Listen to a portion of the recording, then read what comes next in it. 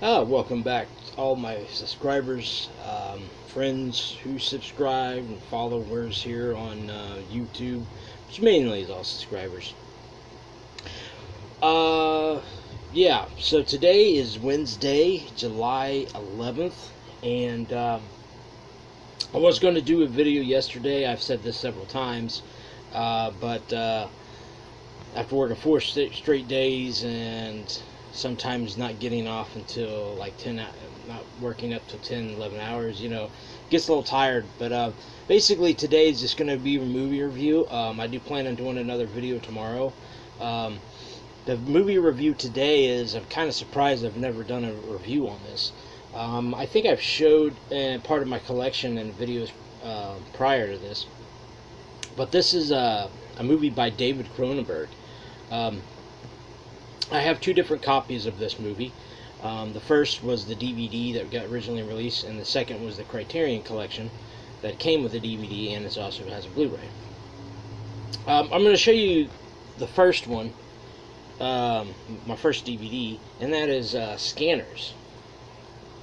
This is the DVD that was released by MGM. There was no special features other than a theatrical trailer. I really like the cover of this. It has Michael Ironside getting scanned. There's no insert inside of it. This was the DVD art. I remember the first time I saw Scanners. This movie was made in 1980 and got released in 81, and I think it was like around when I saw the second Scanners movie, Scanners 2, The New Order, which I do have 2 and 3 on Blu-ray. I think it was like right around the time I saw the second one, because I know I saw the first one before I saw the second one, and then I saw the third one the year after, and then I saw Scanner Cop a couple years later, and then Scanner Cop The Showdown, or Scanner Cop 2, Scanners The Showdown, whatever they call that. I saw all 5 of the Scanner films. This is actually one I'm actually surprised they haven't made a remake. I do know that I did a video prior to probably about a couple weeks ago about movies that haven't got remade. I'm really surprised this hasn't gotten remade, but it's great that it can still keep its the original can actually be called a movie that's not been remade. It's really cool to actually say, well, this movie hasn't been remade for up to modern time. But then there's probably, a lot of people that say maybe they could do it for modern times. But that was the DVD, and the Criterion collection looks like this. This does have 2 discs, which was 2 DVDs, and actually it has 3 discs, 2 DVDs and a Blu-ray. And Criterion collection is a really great company that releases certain films, like they did The Night of the Living Dead earlier this year. This has some interesting special features. It does have, let me just read over what they have, if anybody has not seen this or would like to see this and know what's on the... it has trailer and radio spots, a new restored 2K digital transfer of Stereo, Cronenberg's first feature film, that was made in 1969. Expert from a 1981 interview with Cronenberg on the CBC's The Bob McClellan Show. The Ephemeral Diaries, a 2012 interview with actor and artist Stephen Lack. Mental Saboteur, a new interview with actor Michael Ironside. The Scanner's Way, a new documentary on the film's special effects, featuring interviews with Cronenberg's collaborators. A newly restored 2K digital film transfer supervised by director David Cronenberg with uncompressed monaural soundtrack on the Blu-ray. For those who have not heard of Scanners, which there's probably not many, Scanners is a really good movie, by the way. It's about this drug that was given in the 60s, I believe, to the parents of... it's like given to parents and to try to help them with the scanner powers, and then as generations go on, their children have scanner powers, and basically what scanner's power is like you can control you can read people's minds, you can control their thoughts, you can make them do things, and you can also go to extreme measures and use the scanning powers to overtake the brain and your brain explode. Now, there a lot of people who know about the Scanner movies look at the Scanner movies as about a movie where somebody can use these powers and explode heads. And exploding heads was the main thing that probably attracted a lot of people to after the first one got attracted to the films 2, 3, and the other 2 films. To the series, to where, well, yeah, let's go see this because you'll be seeing exploding head.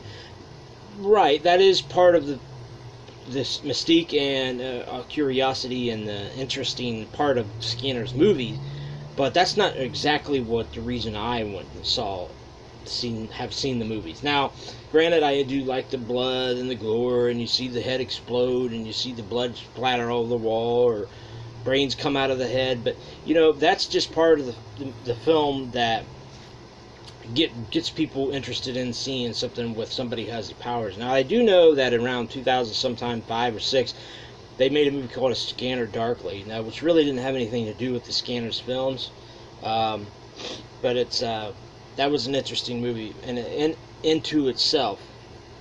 The Scanners is about this guy who is trying to figure out how he can control these scanner powers that he's got. And there's another guy named Revik that's played by Michael Ironside.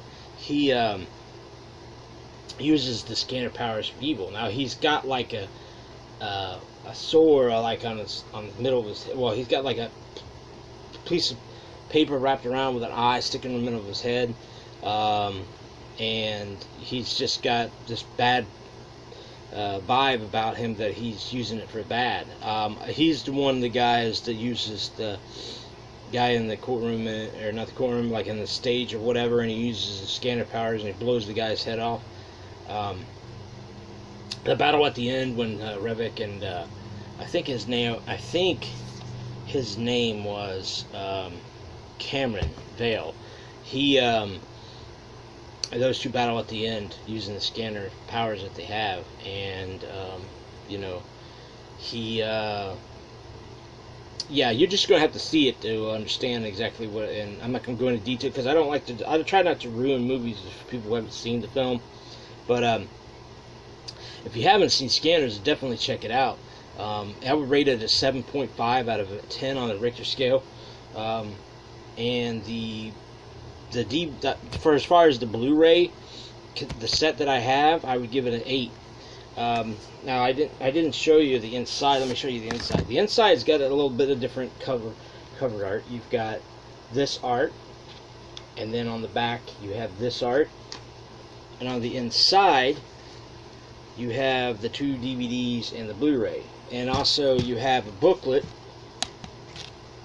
that has this and has that.